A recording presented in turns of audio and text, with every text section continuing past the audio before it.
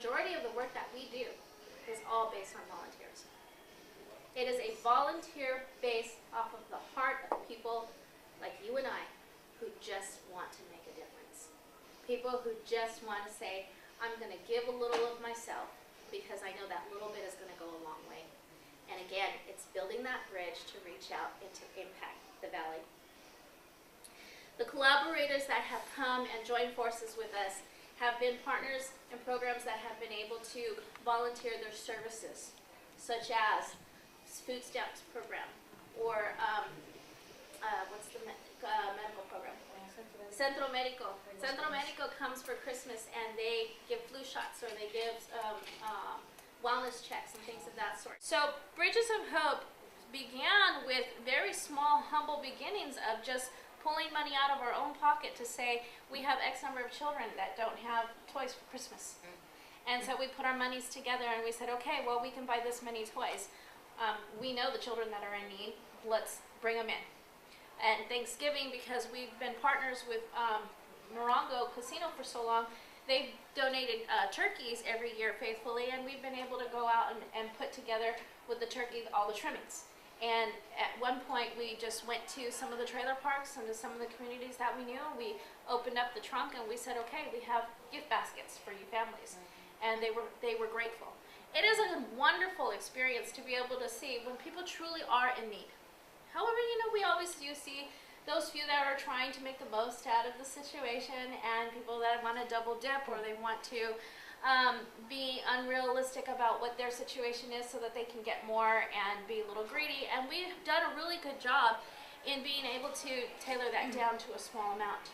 In working with Salvation Army, Catholic Charities, Jewish Family Service, and a number of the community outreach programs here in the Coachella Valley, we've been able to minimize some of those situations. And so I think that's a really good thing that we've been able to do with that. Thanksgiving is a really good time because there are a lot of people, especially seniors, who are very sad at such a time. Now they're lonely, or their long-term partner has passed away, their families have grown, they're in other communities, and sometimes they just want somebody to share the holiday with. And so we invite them in, we bring them in, and we make the whole holiday a part of being with people.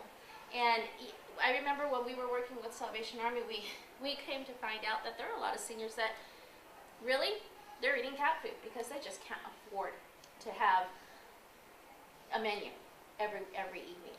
They can't afford to have 3 meals a day. And so this is where we began to really open up our eyes to where some of that need was. At Thanksgiving, we have joined partnerships with some of our local churches and some of our local businesses. Big Mamas, everybody's familiar with Big Mamas over by IMAX Theater. He opens his doors to a lot of homeless throughout the year as well. And we partner with him during Thanksgiving, and he opens his doors at that time, and we feed the homeless on Thanksgiving. We go to some of the other community areas, and some of the senior developments and some of the trailer park areas, and we just go in and we just love on people. We just open up the doors and we extend a hand because that's what we're supposed to do. If you can't help your neighbor, who are you helping? I think Michael Jackson said it the greatest. Look at the man in the mirror. That's where you start with. And so we've done that. Bridges of Hope has done that, and we're building that bridge to build the gap. In doing so, we have been able to serve in each location between 500 and 600 meals every year. And I believe last year we had 3 locations. This year we're planning to have 3 locations. And so that's a really exciting thing when you realize that you've helped 1,500 people be able to come out and have a good meal, have some interaction, and not be home sad and depressed. Because that's the beginning of the holidays, and that's the beginning of a really sad time for a lot of people. And then we come crawling up to Christmas. And Christmas, I mean, how many did not enjoy sitting around the Christmas tree waiting to open your presents when you were a child? My cousin and I, we're about a month apart, and so we always had the same little thing, and come around, and start seeing the presents coming around the tree, start counting, okay, who's got more? Yeah. When you're a child, that's all that matters.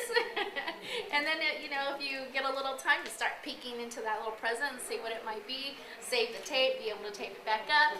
It's a part of the, still do that. It's all a part of the festive feeling of the holiday.